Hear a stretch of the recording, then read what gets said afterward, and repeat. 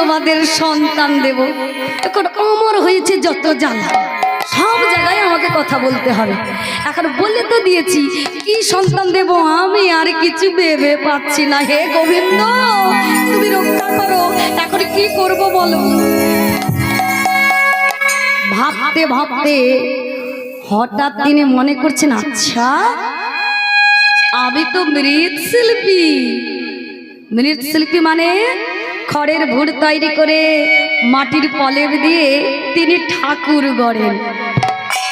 বলছি আমি তো ঠাকুর গড়ি, এক কাজ করলে হয় না?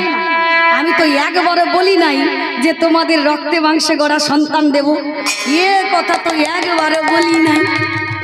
তাহলে এক কাজ করি, আমি ওই ছোট্ট দেখে একটি মাটির বাল্যর গৌরহরি তৈরি করে দিই। যেই না বলা সেই কাজ, অমনি তিনি ঠাকুর গড়েন তো, তাই তাড়াতাড়ি করে খড়ের ভুর তৈরি করে মাটির পলেব দিয়ে তিনি ছোট্ট বাল্য গৌরহরি তৈরি করলেন। তৈরি করে আবার গালে হাত দিয়ে বসে ভাবছেন, ও মা, এত এত ঠাকুর গড়েছি, এমন ঠাকুর আমি জন্মে গড়ি নাই। কেন বলছেন এ কথা?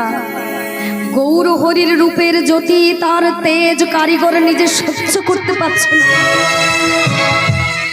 বলে ধের ঠাকুর গড়েছি, এমন ঠাকুর তো আমি গড়ি নাই। মনে হলো যেন এ নিজে স্বয়ং নিজেই চলে এসেছে। হ্যাঁ, আমি তো বিশ্বাসই করতে পারছি না। না না, এ ঠাকুর গড়ার সাধ্যই আমার নেই। আমি তো মনে হয় এ ঠাকুর গড়তে পারি না। কি করে হলো? কারিগর শুধু মাটি দিয়েছি, আর স্বয়ং ভগবান বাল্যর গৌরহরি হয়ে তিনি এসেছেন ভক্তের মনোবাঞ্ছা পূর্ণ করতে। কেন না, যখন স্বামীর সঙ্গে ব্রাহ্মণদের টলে গিয়েছিল পদ্মাবতী, তখন কি হয়েছিল জানো? ছোট্ট কোলের নিমাইকে নিয়ে সচিমাও গিয়েছিল। দেখতে দেখতে কয়েকদিন সেখানে থাকতে থাকতে একদিন সচিমা কি করেছিলেন, ওই ছোট্ট কোলের নিমাইকে তিনি পদ্মাবতী মায়ের কোলে তুলে দিয়েছিলেন। যেমন আমরা করি না, আমাদের সন্তানকে হয়তো বেশিক্ষণ ধরে রাখতে পারি না, পাশে একজন কেউ দিদি রয়েছে, দিদি নাও আমার ছেলেটাকে একটু দেখো তো, আমি একটু কাজ করে আসি।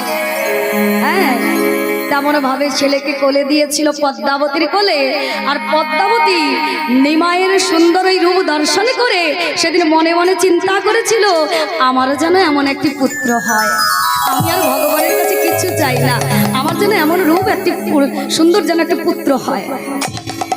অন্তর্যামী